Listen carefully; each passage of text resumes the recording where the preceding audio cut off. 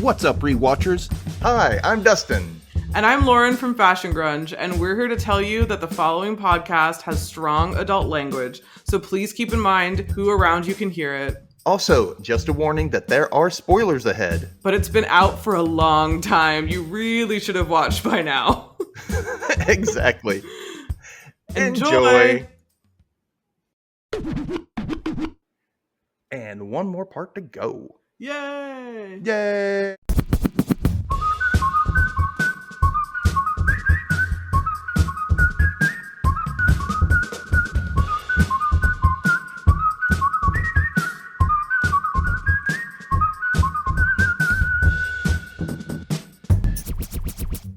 Welcome back, Rewatchers. I am Dustin, and this is the Rewatch Recap, where we recap shows for nostalgia and pure amusement.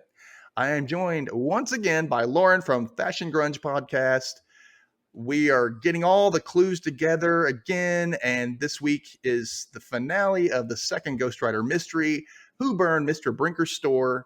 Do you know who did it? Have you figured it out? Have you been paying attention? Because you really need to pay attention in this one, because this is stuff that I would never have caught on to. Even as an adult, I wouldn't have caught this. I actually didn't know what was happening when I watched part 4 this morning. I was like, I actually want to know who burned down the store. I was like, I know.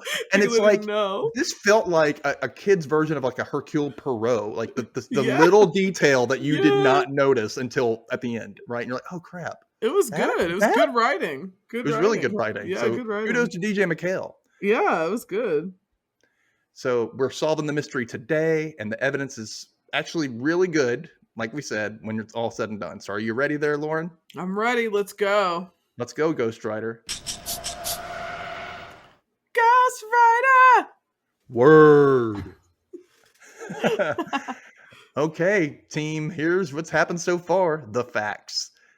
After an argument with Mr. Brinker, Jamal wrote him a note to ask him to be nicer, and that night around 7 p.m., he slipped it into Mr. Brinker's mail slot, but got startled by some kids with firecrackers and ripped his jacket sleeve.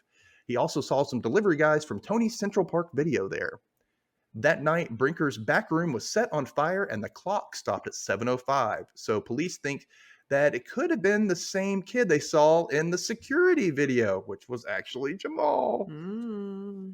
But Jamal lies and says it wasn't him in the video, but later confesses to Lenny and his grandma Cece that it was. Meanwhile, Tina bought a tape from Brinker, but it turns out it already had a movie recorded on it. Oh, and Ghostwriter appeared to Tina, making her an official member of the team. Yay! Also, a man had visited Brinker the day of the fire with a letter about copyright infringement and something about the FBI. They discover the man flew back to D.C. that evening, so he's not the one who set the fire. Lieutenant McQuaid, the detective on the case, discovered an orange thread in the mail slot, and the last episode, we saw that he saw that Jamal's arm on his sleeve was stitched up. So, At a rally meeting, Jamal confesses to the others that he was in the video and asks for their help.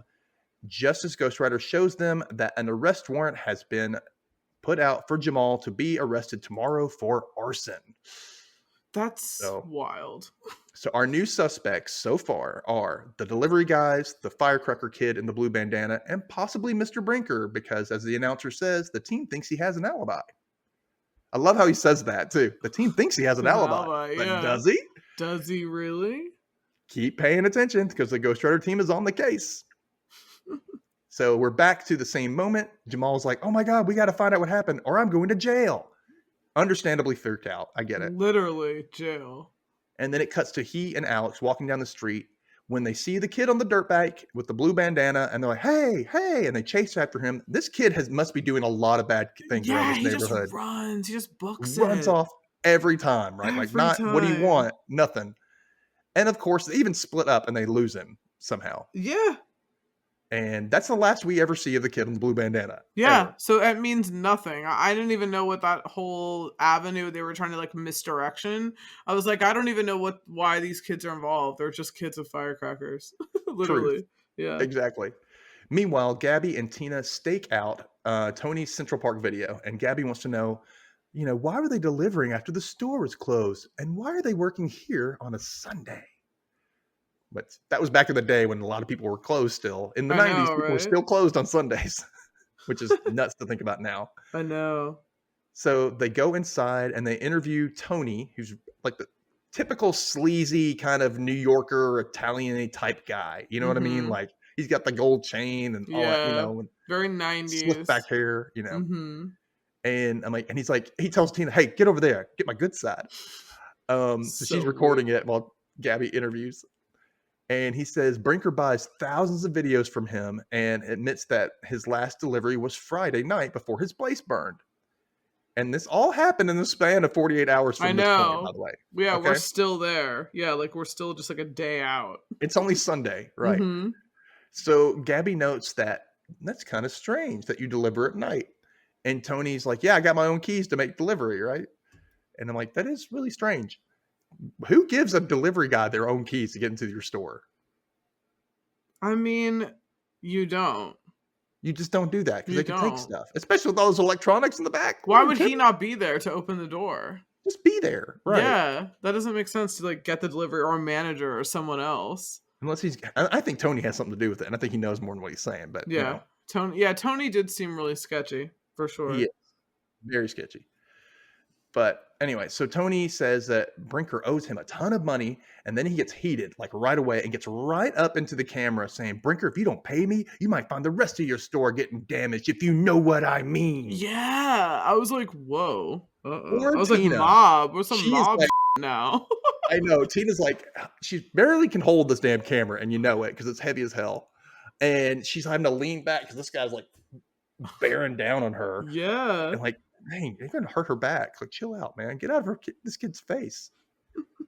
So like they leave, and Tony thinks like Tony might be the arsonist because he was the one who was there. He was there when the fire started, and the videos are on the same brand that Brinker sold me, right? And like, God. let's see, let's think about it.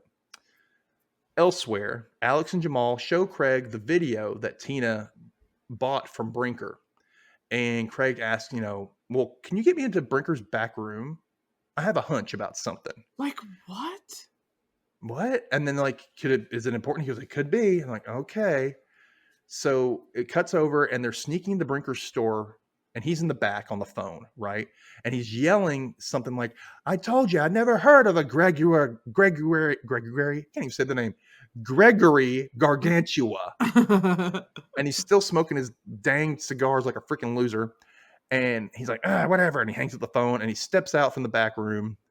And he gets frustrated with the crime scene tape and just rips it down. Yeah, he just rips Look at it. this, right? So he rips it down, and there's this woman at the counter, and he's helping her, and she's running a video, and she just sticks that thing right in her bag. You notice that? She hadn't even paid yet. She just sticks it right in her bag. How is she renting something? There was like it doesn't even look like a video rental spot at all. I was like, they have no like front-facing covers. No covers. It's just like tapes behind some I register. guess it's all in alphabetical order, and you better hope it's there. I was like, what? Okay. We had Blockbuster at this point. Yeah, or like video stores. We had local video stores at this point. Better ones than this, for sure. Yes, definitely. So Alex is like, "Hey," and he brings up this he goes to a rack of videos and he just dumps it over, just knocks it right over on purpose. And he's like, "Oh my God, I'm so sorry. I'm going to be in so much trouble with my parents. Oh my God, I'm so sorry, Mr. Brinker." And Mr. Brinker's like, "Chill out. We'll get this picked up." And it's a big distraction so that Craig and Jamal can sneak into the back room. So Jamal wants to know, what are we looking for? And Craig's like, "I'll know it when I see it." This is insane that Jamal is back at the scene of the crime in the room where now he never had prints, but now he will. I know. Well, I would hope that the police had gotten what they could from there by now, right? Well, but even so, why would you go into the crime scene if why you didn't risk it? Yeah, why risk it? Like, get Craig to look for shit. Like, also, you want ideas and work from him, but you don't want him on the team. I mean, or Ghostwriter has not shown himself to Craig. So you're as far as Craig is concerned, you're using me. Yeah, you're just using him, and he's like counsel. He's like, I'm billing you. I'm billing you for this time. I'm like your investigator here. So as Brinker finishes getting these videos back on the rack, he hears something in the back, and then he's walking towards the back, but Alex shows up with this huge stack of videos saying, "I want to rent all these movies." Yeah. I'm like, what kind of place in the 90s would allow you to rent all of these at one time? Like a pile. Yeah, you could rent it's not like 4. It's like 10 movies. Yeah, you could rent 2 or 3 at once. That was it. That was usually how the places worked. That's not how that works now. There was limits. Yeah. So in the back room, Craig like moves something again, and Brinker's like, "What was that?" And Alex is like, I got 3 more here." And then Brinker looks at it, he's like, "Cooking with herbs," and that would have clued me in Yeah. He's like, right then. huh? Yeah, and he's like, "Yeah, I want to cook with herbs." I'm like, is this like a pot thing? Is that what this is? So, Craig's looking at the wires and he's like, and he figures it out. And he was like, "What would you find?" He was like, "What I thought I was going to find." And Jamal notices that the cigar Brinker left there is still burning and the Mm-hmm. smoke is going right up to that smoke alarm and it's not going off. Yep. Right. It's like, there's something going on there. Right. So then Brinker hears something again, and Alex is like, "Hey, wait." And he goes like, "No, you can wait." And he runs to the back, and he knows something's up. And so, but luckily, Craig and Jamal have escaped out the back door. The door's just flying open. Like, it's obvious somebody was just back there, right? So we go back to the street, and Alex catches up with Jamal and Craig, who explains that the setup in the back is how Brinker can make a bunch of copies of videos all at once, and they still don't understand how he has anything to do with the fire. Like, what does all this have to do with the Yeah, fire, with the right? fire. So he's a pirate. They figured I'm out like, that he's a come pirate. on, put it together, Mm-hmm. kids. So the next morning before school, Tina is trying to get Gabby to liven up because they're trying to get some stuff done early, and they need to figure out the script before they go into class. And I mean, they're definitely dedicated. Doing Oh this early, yeah. this young. I mean, Oh that's awesome. yeah. So we get to see all these shots of Gabby being all dramatic and trying to help with the descriptions, and it's dark, and it's oh, it had been, it hadn't rained forever. The store was really dry, so it would burn faster. But it didn't burn faster because we know it burns slow. And Tina's like, "Chill out, Gabby."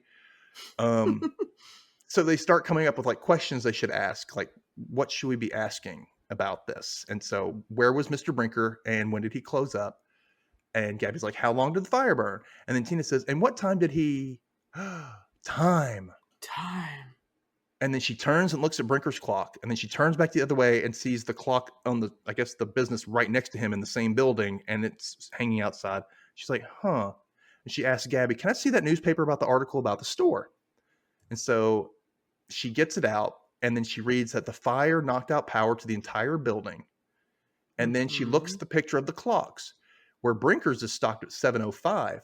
The place next door is stopped at 8:05. Mm. You picking it up there, kids? Are Ding you ding picking it up ding. now? Now we did not need Ghostwriter to tell us this. This was Tina who thought, hold on. So yeah, this is a no need She is Ghostwriter definitely the situation. MVP. This is the reason Yeah. why she should have been on the team from the get-go. Yeah, Right? she definitely is like the smart one. She got evidence, video evidence, like shot lists. She's got like the whole 9. She is in it to win it. So Tina says, "Okay, we need a rally." And she's like, "Well, we have school." She goes, "Then we'll do it after school." And then we immediately jump to after school. Like, we don't even see them transition. It's just boom, they're after school. And she's writing rally and on the sidewalk. And I love how like Jamal is getting home from school and taking out his books and stuff. And then he has this like yellow notebook that he wrote rad yellow cover. Oh, is that what he wrote? He wrote rad A yellow yellow cover. cover. It's in his handwriting.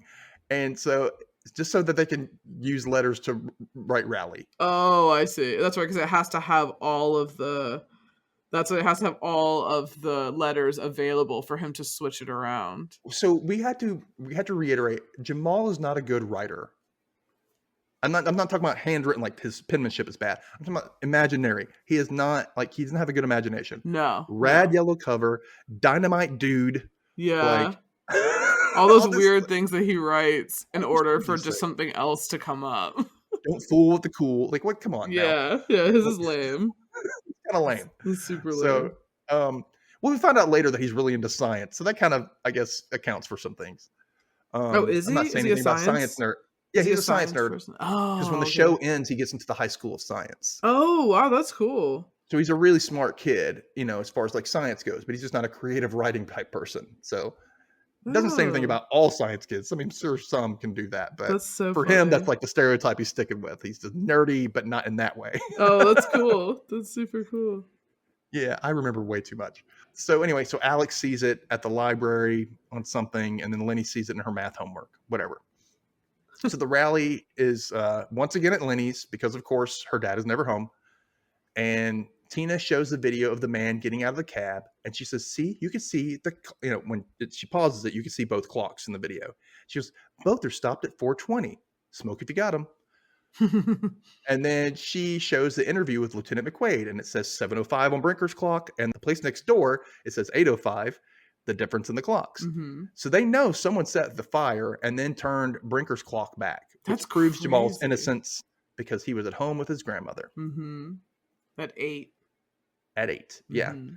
So this also explains that Brinker's 7 o'clock alibi is null and void since the fire actually started at 8. So much So he could have been there. intricate work. It's really with like the times and it's the switching- clock thing that grabbed. the Like she clock. remembered. I don't know how she didn't figure that out when she first saw it, but the fact that she remembered the different, that's something we would not have noticed. It was like those things. Remember those highlights magazines where it's like, what is off in these pictures? Mhm. Or they'd either give you 2 pictures and then you just see what is not in one that's in the other. The and it's earrings something missing. Yeah, it's like so Yeah. subtle. It's like one of those where it's like, but she had it. She must have a photographic memory because she must have like seen it in her head and been like, wait. She's been watching the footage so much that she didn't really Mhm. realize what she was seeing until all of a sudden it Yeah. clicked in her head. She's like, "Wait, I need to think of something." Right? Only 2 days later, or like a day and a half later, really. That's smart. It's pretty I hope she became like fast. an investigative reporter, or something. Yeah. Oh, or definitely. investigative Definitely. journalist when she got older. What happened? That'd have To, been what was the end of Tina? Like, what was the end of her story? Was she like still doing this? Yeah, she was still doing. And she was still in doing middle like school at the journalism. end, so, Yeah. yeah. So yeah, this explains all that about the alibi is null and void, and they bring up the copyright infringement and the FBI info. And Lenny points out that every movie they watch has a copyright warning. We've all seen it. It's at the beginning of the movie. It's also written on the tapes. Warning, don't all that stuff. So I'm not going to read what she said, but Yeah, she like Um, brought that up. Yeah. so they figure out that Craig's deduction of the copying from all the setup that Brinker had in the back of his store, all the evidence is burned up now, besides the tape that Tina has. So they're like, oh, so this all God. makes sense. And somehow, Ghostwriter can hear them talking because they're like, where can we get other evidence because all the stuff's burned up besides Tina's tape? And then Ghostwriter Yeah. pops up and says, Tony's Central Park video has receipts. Yeah. How did he Like, hear them? How did he know that's what they were talking about? Yeah. And Holes. yeah, it makes me so mad. Yeah, big plot hole. Anyway, on the way home, Jamal and Lenny are walking, and Lieutenant McQuaid and Jamal's dad pull up in front of them, and Reggie is rightfully pissed. Like, he goes off on his son. "I can't believe you lied to me. You told me that you weren't there, and then you lied to me. I can't believe this." And McQuaid says, "I have a warrant for your arrest." And Jamal finally comes clean, but then he's like, "But I have evidence that Mr. Brinker started that fire." And Jamal's dad just kind of looks shocked, but also kind of impressed at the same moment. He's kind of like, Yeah. "Huh? Like, I can't believe my son. What?" And we hop over to Brinker's for the showdown, basically. And Alex and Tina walk up to the counter, and she confronts Brinker about the videotape. She's like, "Hey, you sold me this tape, but there was a movie already on it. Like, who wants to buy an old Western anyway? Yeah. Like, really? It's Who's copying weird. those? Not even a modern day like movie. Anyway." No. So Alex says, "Do you copy movies here, Mr. Brinker?" And then he says that, then immediately goes to the back room, and Brinker's like, hey, you need to leave. And then Tina presents her receipt, and Alex says, "What do you do with all these blank videotapes, Mr. Brinker? Make copies of more movies, huh?" The way he says it, it's like he's giving his best James Cagney voice, like, "You done it right." No, that kind of, it's crazy. So Brinker says, "I copy home movies for people. You got to do better than that." And he starts getting more like that too. It's, "What's up with this copper? What's up, copper?" That kind of crap. Like, "You give me the shakedown?" God. Jamal says they have proof of 5,000 videotapes you bought from Tony's Central Park Video. He just pops up. 5,000. And Brinker tries to grab the receipts from him. He's like, "Nope, can't take them." And that's when Lieutenant McQuaid shows up and says, "Jamal isn't a suspect, even if he was there at 6:59. Right?" And he's like, "What?" He goes, "Yeah, he was here at 6:59. He goes, see, it was him." And he's like, "Nope." And he has Jamal read the note. And Jamal reads the note saying, "We feel that you're being unjust. If you would treat us better, we'd be, Yeah. And Brinker's like bowing his head, looking guilty as hell. He shrinks down. They were He trying looks to like a help. child caught with his hand in the cookie jar. right? Totally. Like, oh, I'm sorry. They kind of look like, oh. And then McQuaid says they have video from Tina showing the time that the fire started was actually 8 o'clock. And he says, thanks to these kids, we found out, you're one of the part of this biggest video pirating rings in New York history. How insane. He Biggest goes, in New York history. that's crazy. He That's works for crazy. Gregory Gargantua, aka Mr. Big. Not Sex in the Ooh. City. Yeah. It's not Different John. one. Not John James Preston. Apparently, the letter from the FBI was for him to testify against Mr. Big. But then the same night, his store caught fire. And Brinker still thinks that they don't have enough evidence. But Jamal points out that, okay, well, what about the smoke alarm? And like, what? You probably turned off the smoke alarm, which is why nobody knew that the fire was happening right away, right? He's like, I'll bet you, since you're the only one with the keys to that breaker box, that smoke alarm is turned off. And he's like, so you need to open up that breaker box. And he's like, no, I'm not going to do that. And then Lieutenant McQuaid's like, I got a search warrant. You're going to do it. You gotta do whatever the I want you to do. So he opens it up, and what do you know? The smoke alarm is turned off. Everything else is on. So Lieutenant McQuaid says Jamal shouldn't have withheld evidence, but, at least it's all worked out, right? And so they arrest Brinker, and they take him out, and he looks like I don't know, he looks really old in that final shot. Right? Looks so slimy and old in that final shot. I don't know what it is when they're taking him out. I guess he does, yeah. It's really sketchy. Yeah, really sketchy. His hair's all pushed back and it's crazy. So Reggie Jackson. Samuel L. Jackson. Reggie Jackson, it's not him. Reggie Jenkins. What's his name? Jenkins, yeah. Samuel L. Jackson, there we go. Says that they need to have a family meeting to talk about his lying and his involvement in all this, right? It's, but he still kind of seems proud that he helped bring this guy down, right? He goes, but we can do that at any time now that you're not going to jail. I know. I thought he was we were gonna see him getting like reamed out at home, like Samuel L. Jackson like talking to him, but then it was like, no, we can do that anytime since you're not going to jail. I'm like, hardy har, Reggie. And I'm like, as a black man, you should probably know how scared your son was. I know, and shouldn't you be kind of trying to be like, okay, look, this could have gone really bad. You got super lucky that you have friends that are smart and were able to like do this defense for you. But most of the time, especially when you get older, that will not happen. And if they are in trouble, they might give you up to get out of trouble. So like you better watch your back. Yeah, you better watch your back and like really know what you're doing. You're not going to be treated the same way. Don't be implicated in some crap you didn't do, right? Yeah, exactly. So that's the end of their mystery. And they decide to have like a victory party afterwards. And then Craig is also there. They invite him. He's the only... They're all like very much shorter than him. Oh my gosh, yes. They're like way 3 feet smaller. shorter than him. Yeah, they're way smaller. He was already out of growing pains. That ended in 92. So he was already like the older one in that show. I know. I think they were trying I need to find a new show to go on. He probably cost too much. That's probably what you know what I mean? That's true. Anyway, so he's a guest and they're watching Tina and Gabby's video and they applaud afterwards, and then they all decide to, in Lenny's words, have a sweet, creamy, lemony cake that her dad made. Yeah, and he's not home doing anything else, but he's making like lemon cake from scratch. He must be doing this at night, right? Yeah. So he wrote, cheers, congratulations to Jamal. He should have I don't know why in my head, he should have had that same cake that they had in Back to the Future, the jailbird cake. No, you know what I mean? Right. Yeah. With the bird flying out of the cage. That would have been perfect. I thought that would have been funny. But so Jamal takes a moment. I'm going to thank my friends for sticking by me. And then Craig's like, hey, I have a question. And they're like, what? And he was like, how did you know what it said on that FBI letter? Ooh. And they're like, it's a secret. It's you don't know about that.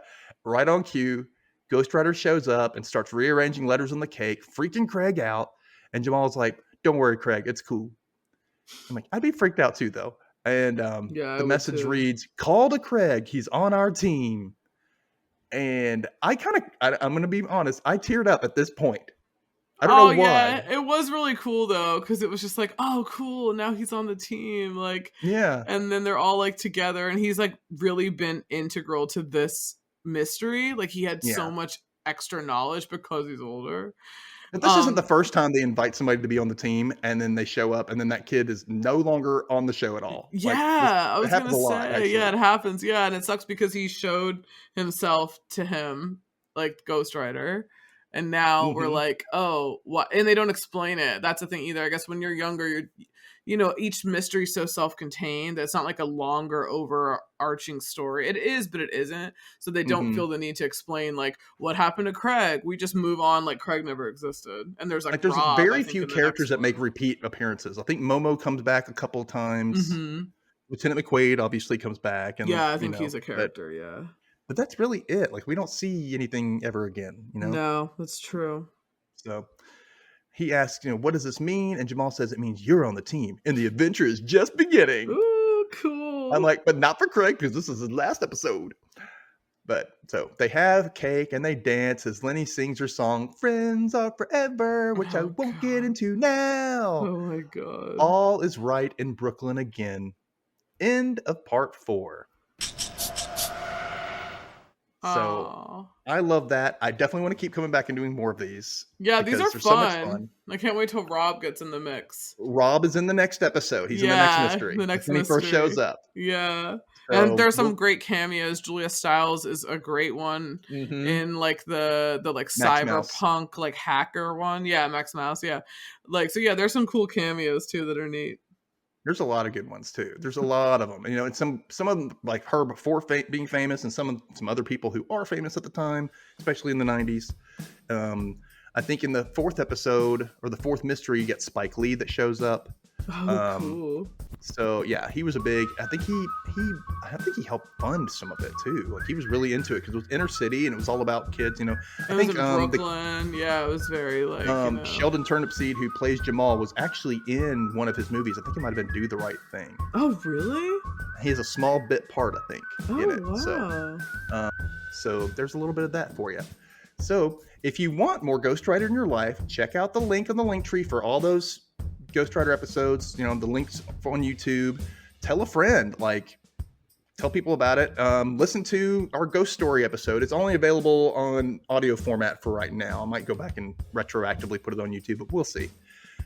You can find Lauren's Fashion Grunge link tree in the show notes as well, where you can find all things Lauren and Fashion Grunge and her blog and the podcast, all that good stuff.